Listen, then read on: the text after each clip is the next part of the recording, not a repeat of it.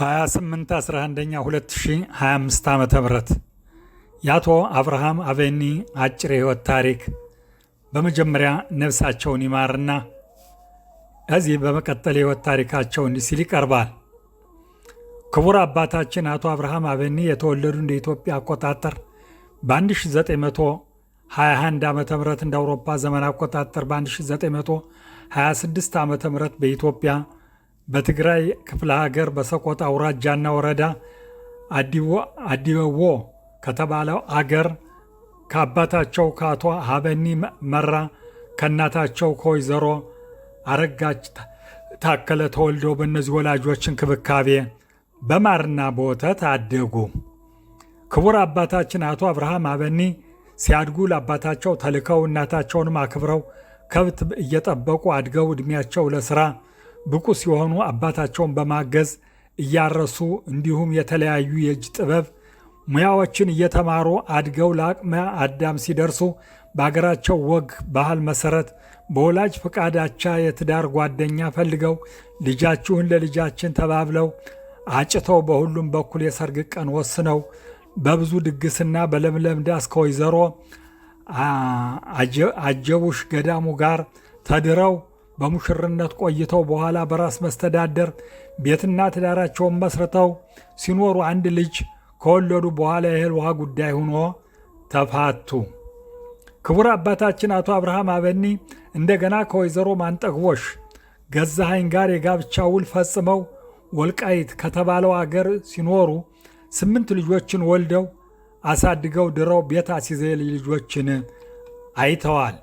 ክቡር አባታችን አቶ አብርሃም አቤኒ በገጠሩ ለመኖር አስፈላጊውን ሁሉ አሟልተው ሲኖሩ ቤተሰባቸውን ለመምራት ይተዳደሩ የነበረው በግብርና ሙያ ተሰማርተው በወይፋፍን በሬ በልጅ ገበሬ እያሳረሱ ጥሩና ጥሬ እያመረቱ እንዲሁም በብረት ስራ የእጅ ጥበብ ሙያ የገበሬዎች የማምረቻ መሳሪያዎችን እየሰሩ በተጨማሪ በሽመና የአገር ባህል አልባሳትን እየሰሩ ቤተሰባቸውን በሚገባ ይመሩ ነበር።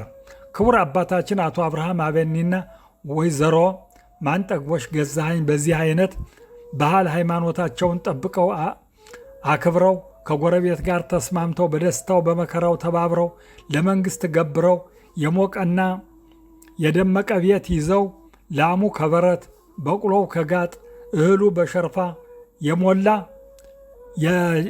የጫንቃቸው መጠበቂያ አጭር ምንሽር ከሙሉ ጥይት ጋር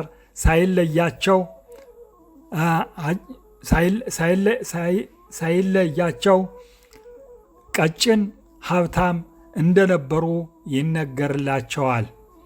ክቡር አባታችን አቶ አብርሃም አቤኒ በኢትዮጵያ ሲኖሩ ለሀገር ደንበር ለማክበር 4 ጊዜ ዘምተው በድል እንደተመለሱ በሰፊው ይነገርላቸዋል። በዚህ አይነት እንዳሉ ግን የአምላክ ፍቃዱ ደርሶ የኢትዮጵያ ቤተ እስራኤሎች ከስደት ወደ ቅድስት ሀገራቸው ለመግባት በተለያዩ ዘመንና አቅጣጫ ሲጓዙ እነሱም የነበራቸውን ሀብት ንብረት ሽጠውና ለውጠው በሱዳን በኩል ተጉዘው ከሱዳን በመድረስ 3 ዓመት ከሱዳን አገር ቆይተው እንደ አውሮፓ ዘመን አቆጣጠር በ1983 ዓመተ ምህረት ያስቡትና ያልሙት ከነበረው ቅድስት ሀገራቸው ከነ ቤተሰባቸው በሰላም መጥተው ገቡ። ከዚህ እንደገቡ በአፉላ መርካዝ ቅሊጣ ተስተናግደው ከፈጸሙ በኋላ በዚሁ አፉላ ከተማ ቋሚ መኖሪያ ቤት ገዝተው በመግባት በከተማ ለመኖር አስፈላጊውን ሁሉ አሟልተው ባህል ሃይማኖታቸውን ጠብቀው አክብረው ልጆችን እያሳደጉ እያስተማሩ እየዳሩ በዓለም በደስታ ሲኖሩ ቤተሰባቸውን ለመምራት ይተዳደሩ የነበረው በነበረው ባህል በልብስ ስፌት ስራ ተሰማርተው 6 ዓመት ሰርተዋል። ክቡር አባታችን አቶ አብርሃም አቤኒ በአፉላ ከተማ ሲኖሩ በአካባቢው የጸሎት ቤት እንዲሰራ ከመሰል ጓደኞቻቸው ጋር በመተባበር ብዙ ታግለው የጸሎት ቤቱ ተሰርቷል። ህዝቡን በማገልገል ላይ ይገኛል። በዚህ አይነት ቤተሰባቸውን ለመምራት ይተዳደሩ በዚህ አይነት ቤተሰባቸውን ለመምራት ልብስ እየሰፉ ጣቃ ለመግዛት ወደ ተላቢብ ሲሄዱ ሄደራ ሲደርሱ ከአውቶቡሱ አረቦች ባደረሱት አደጋ ቆስለው ሆስፒታል ገብተው ድነው በሰላም ተመልሰዋል። ክቡር አባታችን በዚህ አይነት የዕድሜ ባለጸጋ ሆነው በደስታው በደረሰባቸው የጤና መዛባት በቅርቡ በሚገኘው የጤና ጣቢያ የሕክምና እየተሰጣቸው እንዳሉ ለአዳም የተሰጠ የሞት ማጫ ለተራው ደረሳቸውና ዛሬ ዕለቱን አርብ እንደ አውሮፓ ዘመን አቆጣጠር በ28/11/2025 ዓ.ም በተወለዱ በ99 ዓመታቸው ከዚህ ዓለም በሞት ተለዩ። በሞታቸው ባለትዳርና የ9 ልጆች አባት ነበሩ። ነፍስ ይማር ብለን ከዚህ የሚከተለውን ግጥሙን ጉርጉሮ እንዲህ ሲል ይቀርባል። ይትባረክ እግዚአብሔር ብዬ ልጀምር፣ ለአብርሃም አበኒ ግጥም ላንጎርጉር። ኢትዮጵያን ላለፈው ታሪክ ልዘርዝር፣ በዓለም አለፈው አሉ ከቅድስት አገር። ከትግራይ ተወልደው በአፍሪካ መሬት አቶ አብርሃም አበኒ የአገሩ መብራት፣ ማረሻውን ሰርተው አንጥረው ብረት፣ ትግራይ ክፍለ ሀገር ኢትዮጵያ መሬት፣ ኢትዮጵያን በሙሉ ለገበሬው ምርት። ጀግና ወታደር በጉብዝናው ኮርቶ ለሀገሩ ደንበር ሲዘምቱ አብሮ ዘምቶ በክብር ሲመለስ ጠላቱን አጥቅቶ በዓለም ኮበለለ ቅድስት ሀገር ገብቶ። አብርሃም አበኒ በገጠር ሲኖሩ ዱሩን በረሃውን እየመነጠሩ በወይፋፍን በሬ አርሰው እየዘሩ ሸርፋና ጎተራ እያነባበሩ እህል በየአይነቱ ያመረተው ሁላ በአህያው ተጭኖ በሸርፋ የሞላ ከዋልካው ነጭ ጤፍ ሽምብራ ማሽላ በአህያው ተጭኖ በሸርፋ የሞላ ዓለም አላፊ ነው ቀርቷል ወደ ኋላ። ሸርፋው አባይ ጣና ሞልቶም አይጎለው በክረምት አይጎልም እንኳን በበጋው። ጥሩውን ተዋልካው ጥሬውን ከደጋው አብርሃም አበኒ አርሶም ያመርተው።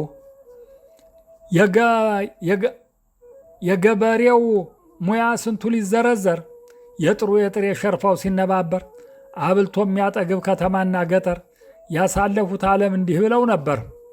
በቅሎው ተሸልሞ ሲወጣ ከቤቱ ትጥቅና መሳሪያ ጠመንጃ ጥይቱ በኢትዮጵያ ባህል በነበሩበቱ ሁሉ እያከበረው ጨዋ መኳንንቱ ጠበንጃው ምንሽር እስከነ ጥይቱ አጥሩ ውስጡ ሰፊ አደራሹ ቤቱ። ጃሎ ባያቅራሩ ፈካሪም ፈክሩ ትጥቅና መሳሪያ ይምጣ ምንሽሩ አብረው የነበሩት በየሸንተረሩ እውነት ነው እያሉ ዛሬ መስክሩ። ሁሉን አሳልፈው ባህር ሲሻገሩ ሳይደፈር አጥሩ ሳይዘጋ በሩ በሱዳን በረሃ በጫካው በዱሩ ለ3 ዓመታት ሲዞሩ ገቡ ኢየሩሳሌም ከቅድስት አገሩ በዓለም ኮበለሉ እንደተከበሩ። አብርሃም አበኒ ታሪኩ ሲወራ ለገጠሩ አልባሳት ጥበብ እየሰራ ማምረቻ መሳሪያው ማረሻ እየሰራ ሁሉን በየአይነቱ በተራ በተራ እስራኤል አገርስ መቼ ሰርቶ መቼ ስራ ፈትቶ ለሴቶች ዛዝር አልባሳቱን ሰፍቶ በባህል አልባሳት አገሩን አኩርቶ ከስራ አላረፈም ጦሬታም ወጥቶ መንግሥተ ሰማያት ነፍሱን ከገነት ገብቶ። አሜን። ነፍስ ይማር ይላሉ። እኔም የግጥም ደራሲው ስላልተመቸኝ ይህንን አንብቤ